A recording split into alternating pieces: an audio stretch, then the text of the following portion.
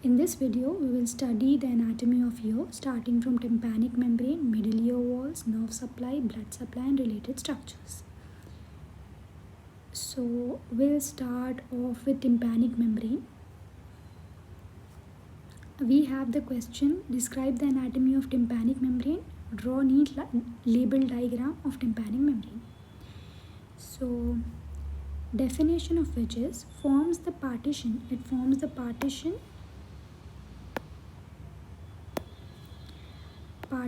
between the external acoustic canal and middle ear. It is obliquely set. Its posterior part is more lateral than its antero-inferior part. So it's 9 to 10 mm tall, 8 to 9 mm wide and 0.1 mm thick. Tympanic membrane can also be divided into two parts, which are pars tensa and pars flaccida.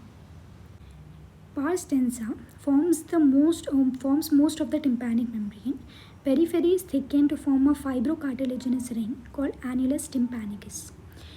It fits in the tympanic sulcus. The central part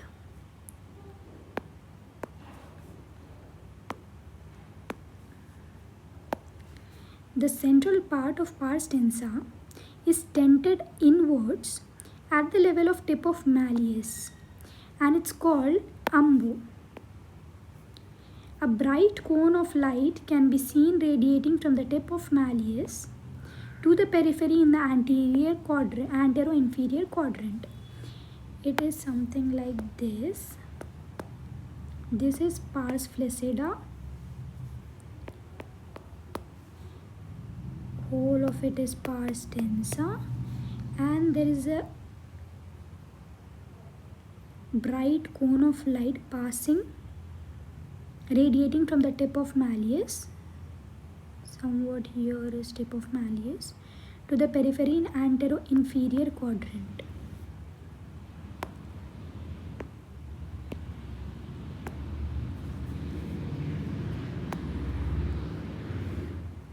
So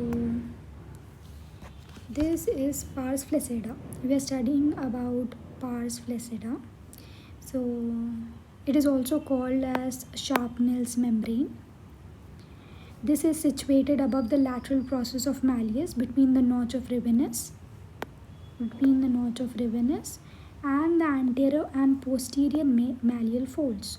It is not so taut and may appear slightly pinkish.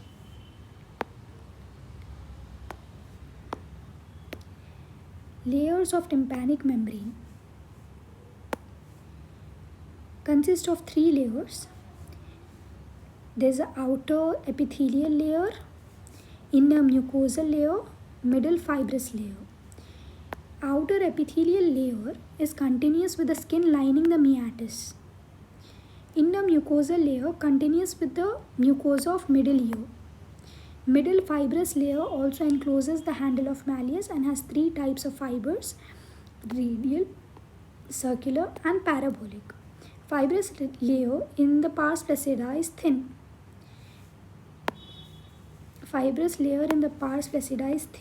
And not organized into various fibers as in pars tensa.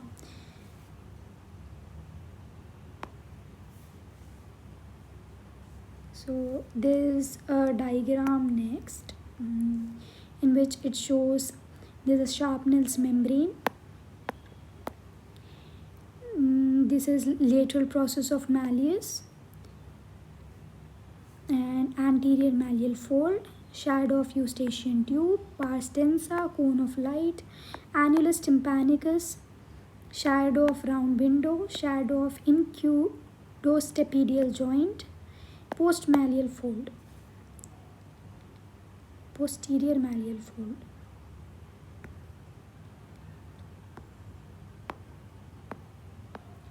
Nerve supply.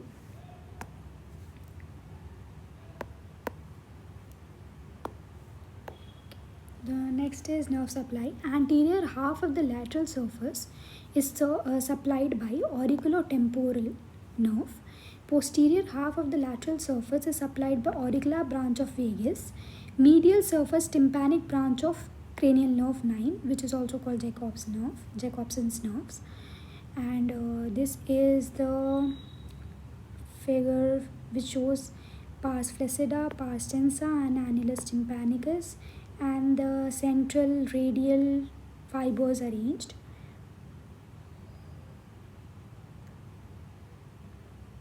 So we have, what do we have next? Okay. We have